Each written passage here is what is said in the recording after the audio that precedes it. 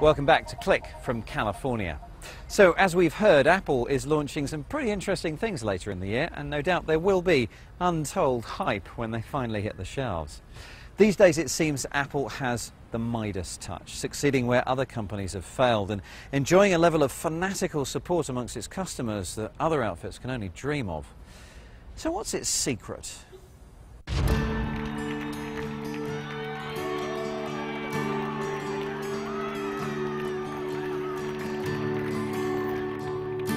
One thing's for sure, its success often flies in the face of conventional wisdom. For example, one of the biggest consumer gripes of the digital age is that music and video files aren't easily transferable between various gadgets. Yet millions of people have willingly accepted Apple's DRM, Digital Rights Management System, which effectively locks down Apple hardware to its own software. If you listen to Apple right now, DRM was a necessary evil that they never loved. However, it also played the role of locking people into their products. So do you believe what they say now, or do you believe what the effect was? Apple has actually had a really difficult time in Europe. There have been a number of European countries which have basically said you need to drop the DRM and you need to make the iPod or the iPhone as well interoperable. It needs to be able to work with other people's systems, with other people's music. This proprietary streak occasionally runs through to the minutiae of headphone sockets and headphones themselves. With the latest iPod Shuffle, Apple achieved ultimate simplicity by moving the controls onto the headphone cord. Arguably a great move, unless you're a third-party headphone maker, of course, in which case you now have to pay Apple a fee every time you make a similar pair of headphones. I believe that Apple means well. What they want to do by controlling the ecosystem is ensure a really great user experience. Remember, Apple is all about interface. They're all about great user experience. And they don't trust anyone outside their sphere to provide as good a user experience as they do. They, in the Apple context, means one man. Steve Jobs. The single-minded CEO has been at Apple's core since he returned in the late 90s to the company he had helped create 2 decades earlier. I'll tell you what I think the secret of Apple's success is. It's having a single guy at the top who does not harbor disagreements. They don't do things by committee. And having one person's vision drive the whole ship is hugely important and is not available in any other company. I mean, there's nothing else like that. And what it means is they can do things so much faster and so much more efficiently. They just waste a lot less time spinning their wheels. And working for Apple appears to inspire a loyalty which would be the envy of other companies. Working at Apple for a lot of people is their dream job, and they are absolutely fired up to be working at that company, to be making an impact. They truly believe that they are changing the world. But Apple also is pretty demanding, and it puts them under a lot of pressure to come up with exceptional work. Apple is set up like a classic terrorist organization. It's purely on a need-to-know basis.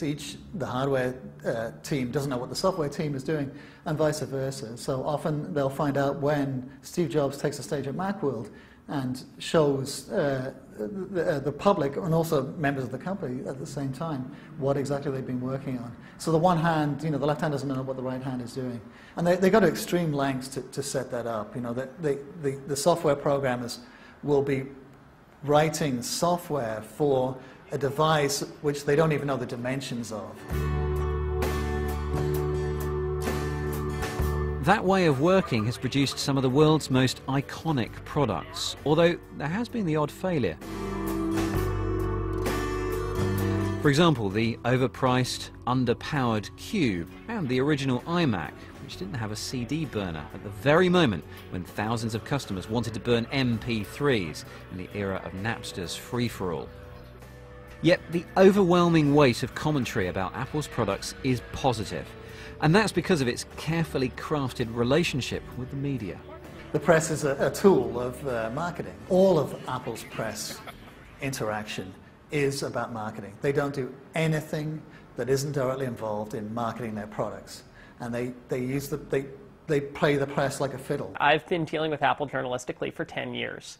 And Right now, they're not talking to me so much, and I think it's because I've gone off message, and I've been skeptical of some stuff about the iPhone.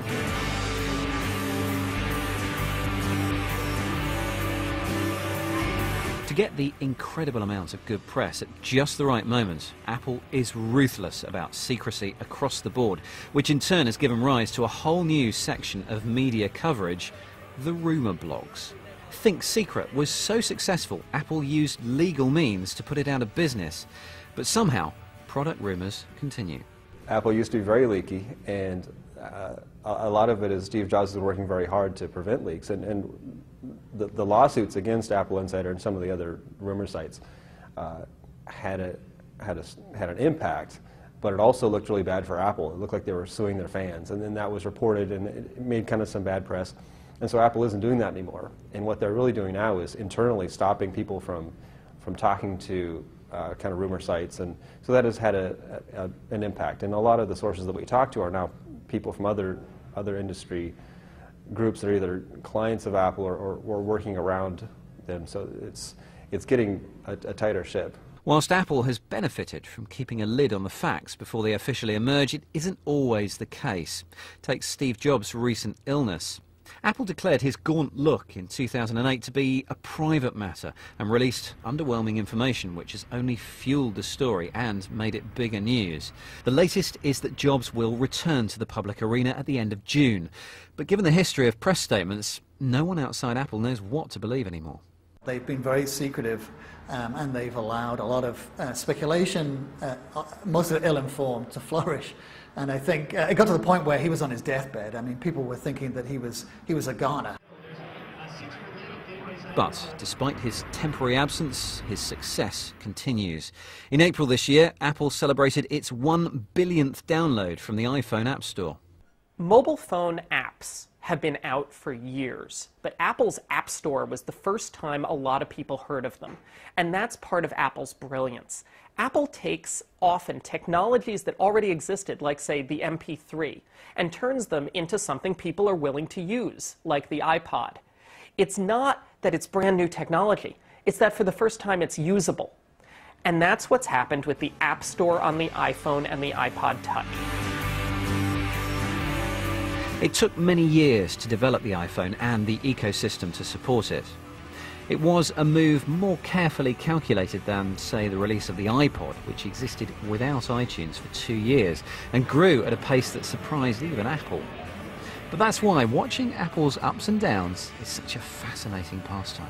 It's a great soap opera, it's a great drama. Jobs is very charismatic, and it's a very amazing company. What Apple does, the rest of the PC industry follows.